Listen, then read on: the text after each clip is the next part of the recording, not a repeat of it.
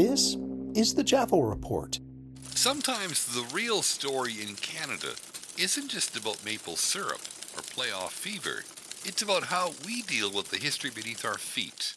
Hey, it's your West Coast Canadian boomer with an observation on Canada's newest federal holiday, the Day of Truth and Reconciliation, and why it's long overdue after this. This Jaffel Report brought to you by 420guidedmeditation.ca. That's the number 420guidedmeditation.ca.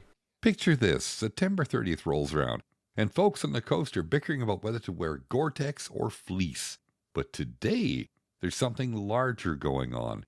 As explained in a recent piece by the Government of British Columbia, National Day for Truth and Reconciliation is a time to reflect on the painful legacy of residential schools and Canada's process of truth, apology, and, on our good days, atonement alongside Indigenous peoples. For anyone who arrived after Jacques Cartier's canoe started leaking, settlers like most of us, this isn't about assigning blame. A story written by Crown Indigenous Relations and Northern Affairs Canada spells it out.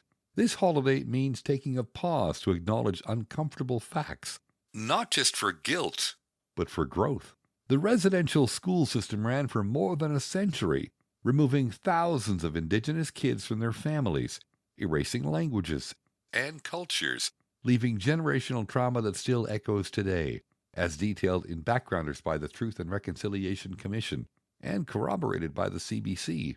The last school closed in 1996, yesterday, in generational time, and survivors are still sharing their stories, so the rest of us finally pay attention. This day was born out of recommendations from the Truth and Reconciliation Commission, whose final report reads as equal parts indictment and invitation. The goal isn't just awareness, but action, real education, empathy, and forward movement, as explained by Indigenous Foundation writers. So what's the best case scenario? According to a 2025 feature at BCIT, true reconciliation would mean orange shirts and hashtags are the beginning, not the end. Imagine real partnerships between settlers and Indigenous neighbors, full government funding for healing and for language revitalization, Indigenous history taught in classrooms with the same pride as the Stanley Cup, and when land acknowledgements aren't just awkward scripts, but actual bridges, and politicians back words with resources, not just sentiment. And the worst case? As pointed out in several recent articles, it's all ceremony and no change. Orange donuts, a moment of silence, and then 12 months of inaction, while programs for survivors go underfunded and systemic issues go ignored. In this scenario, the holiday risks becoming a check-the-box event, with settlers satisfied by awareness and Indigenous families left doing all the heavy lifting. The takeaway? The Day of Truth and Reconciliation isn't just overdue, it's a necessity, as voiced by the community leaders and echoed in this year's commemorative events. Done right, it's a step towards healing wounds that a mere holiday can't erase, but that many honest conversations can help soothe, as reported by the National Center for Truth and Reconciliation. Who am I, you ask? Just another friendly observer. Call me Jaffo. The Jaffel Report.ca. The Jaffel Report is downloadable from wherever you get your podcasts from. That's the JaffelReport.ca. Life can be overwhelming, and sometimes we all need a moment to recharge.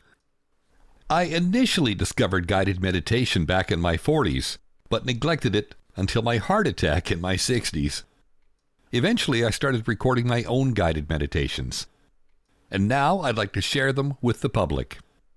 Whether you prefer a simple, soothing voice or a rich experience by adding music with ambient sounds, I've got you covered. The meditation sessions start at $4.20 each. The first 3 are free.